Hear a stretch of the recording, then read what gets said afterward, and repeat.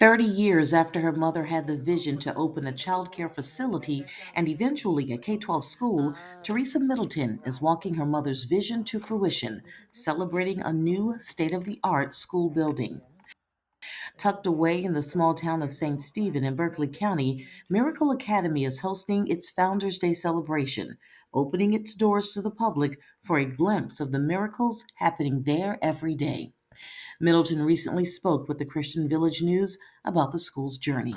So in 1994, my mother started a child care center in the back of our sanctuary of the church, Miracle Academy Nursery Center. And we had some issues with the fire marshal and licensing. And so my mother, pleaded and was like, if you just, work with me and give me an opportunity, if you give me 6 months, we will construct a new facility for the child care center only. And so my mother went to my father, who I often say my mother would never have been able to accomplish not even a quarter of what she did if it wasn't for the husband that she was married to. So my dad is a builder,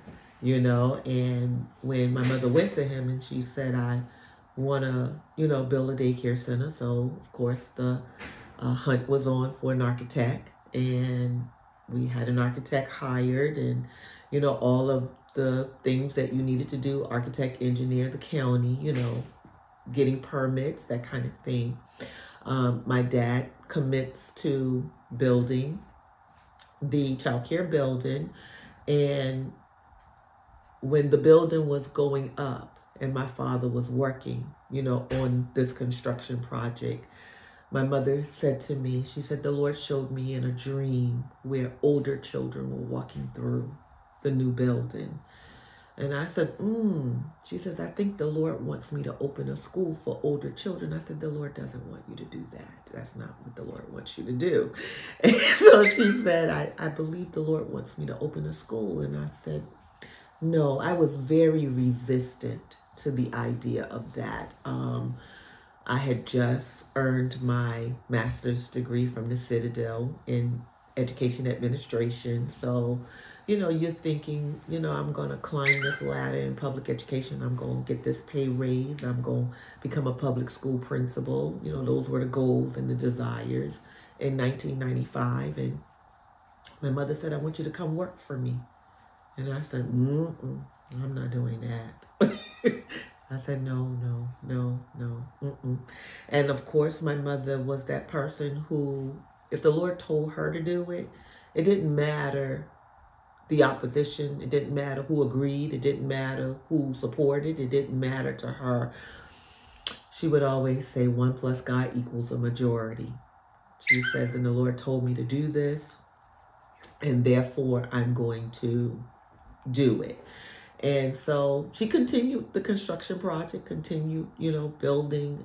In my mind, I was thinking she'll back away from it because, number one, I'm not going to work for, I'm going to stay in public school. And I even told her, I said, you have several friends who are retired educators. Ask one of them to run it for you and, or be the principal or open the school.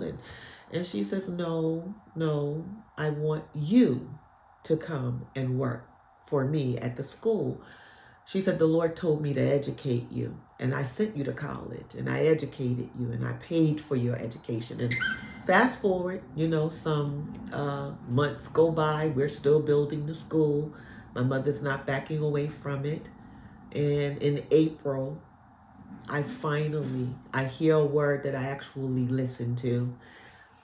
And I had a minister come for our youth conference at church because I was the youth president at the church at that time. And he called me out and he said, it's God's will that you be in ministry working side by side with your mother. And my mother just started to cry. And she said, the Lord told him that. It wasn't me. She said, I've been telling you, but you wouldn't listen to me. And I know that this man could have only known this by God's divine will. He listened and he told you what the Lord told him because it confirmed what he had been telling me. So I go to school to my principal and I resign. And I says, I'm not coming back next year. My mother's opening a school and she's asked me to come work for her and I'm going to work for her. And my principal looked at me and she says, I knew months ago you weren't coming back. I had never told anyone that I was leaving public education because I had no plans of leaving public education. And when I went home and told my mother what happened, she said the Lord told her too. She said everyone heard but you. It took you the longest to get it. And so my mother said, and this goes back even before like mass school shootings, but my mother said the Lord showed her in a dream that our schools would, everything would be going on there and our children would need a safe space to go and learn, and more importantly, to have their souls saved. So when I think of Miracle Academy, yes, education is our number one priority. Educating children is our first priority. But we're also building the kingdom of Christ. And this is our opportunity to teach them about the Lord Jesus from 6 weeks old, because we take infants at 6 weeks of age and they grow up in this program and they learn Bible verses and they go to chapel and they, I'm hoping that we're planting those seeds that if we plant and water, then God will give the increase. But whatever we put in them, they will take it with them wherever they go for the rest of their life. This is the 30-year culmination to the vision that my mother had in 1995. And it's so interesting that when I think about how all of this has unfolded, even down to the day that the electric company turned on the power in the new building, it was on the anniversary of my mother's death.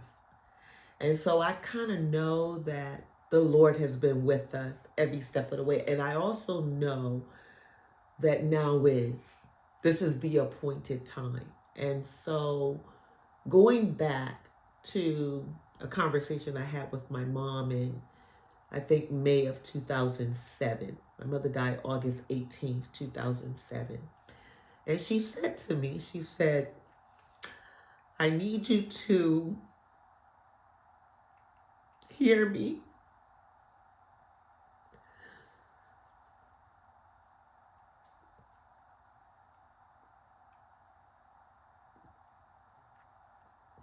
She said, everything God promised me.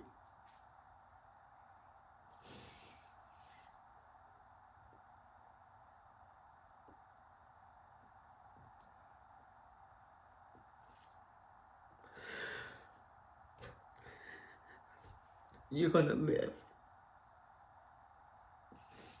You're going to live to see it come to pass. But what was more important, she said, I may never live to see his promises fulfilled. But God's going to do everything he said he was going to do. And I believe that was her way of making sure I held on